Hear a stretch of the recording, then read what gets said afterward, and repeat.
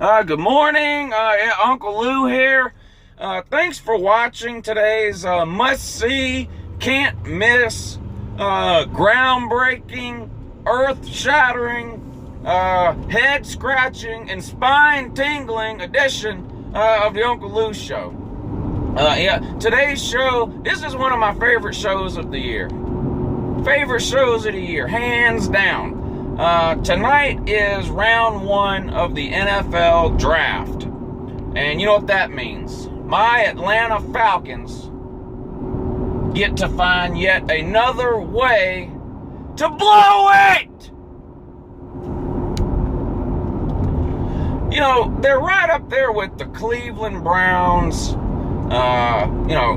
the Oakland Raiders historically.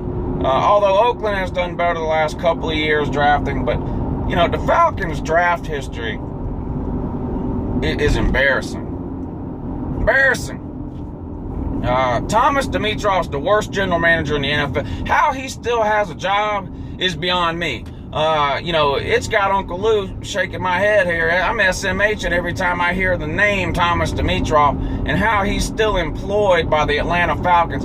He should have been put out with the trash and the rest of the garbage that was thrown out 2 years ago with Mike Smith and the rest of that staff. How he retained his job is beyond me. But he's still there. He's look at last year's draft. Now you cannot consistently win in the NFL by blowing your first three drafts.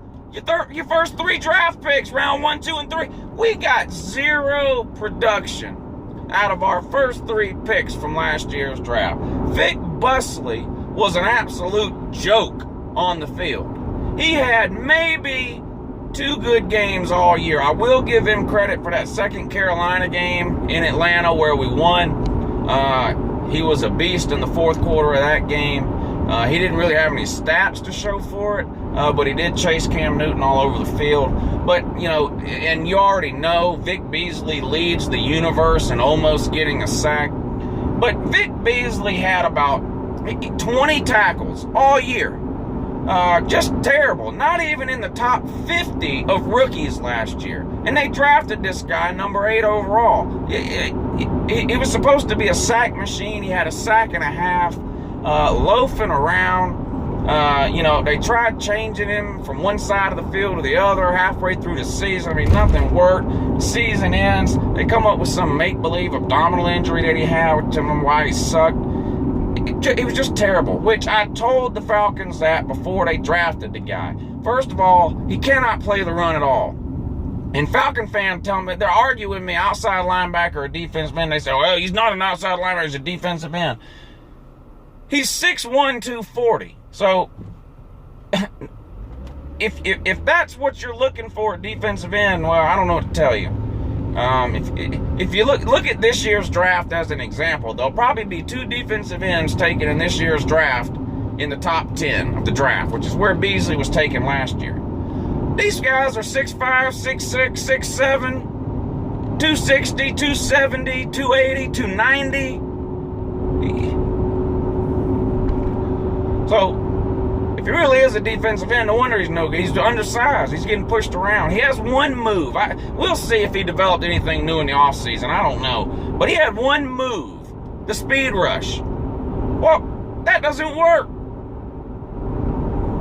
You got to mix it up. He was terrible. Tevin Coleman and Jalen Collins were awful. Jalen Collins was non-existent. He hardly even saw the field. Tevin Coleman single-handedly cost the Falcons 2 games last year with untimely fumbles. Of course, the Falcons didn't need a running back last year, so I was told, and they go out and draft one in the 3rd round. Morons. So anyway, back to tonight's draft. So who are the Falcons? Whose hopes and dreams are the Falcons going to ruin tonight by drafting them round 1? What did they pick in 17, I think, or 18?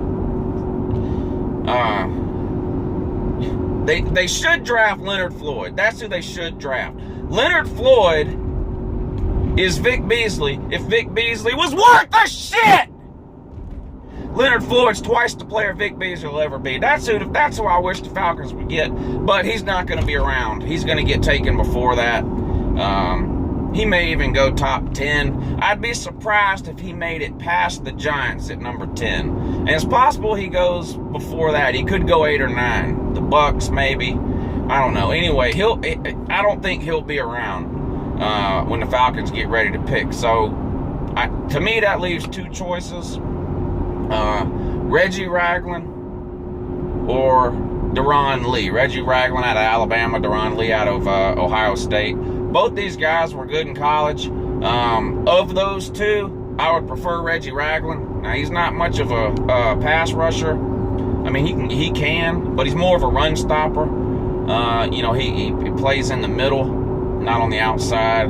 But to me, Reggie Ragland is pretty close to a sure thing. Now, there are no sure things in the draft, but you pretty much know what you're getting with Reggie Ragland. The guy's a tackling machine. He came out of Alabama, so you know he knows what he's doing. He's been coached up by Nick Saban down there. Deron Lee from Ohio State, another good one. Probably the second best player on the Ohio State defense the last couple of years, behind Joey Bosa, defensive end, who's going to go top 10, I'm pretty sure. I've heard of Shaq Lawson is another name I've heard some people mention. The Falcons going after Shaq Lawson. I don't think he'll be around either when the Falcons pick. So I don't know. We'll see. They should. They're not going to trade up.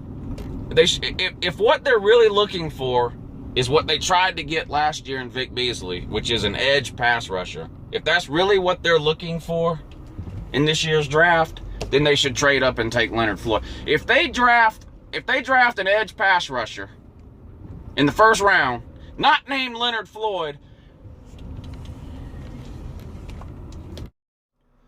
Sorry about that. Yep, NSA cut my camera off again. They're always messing with me.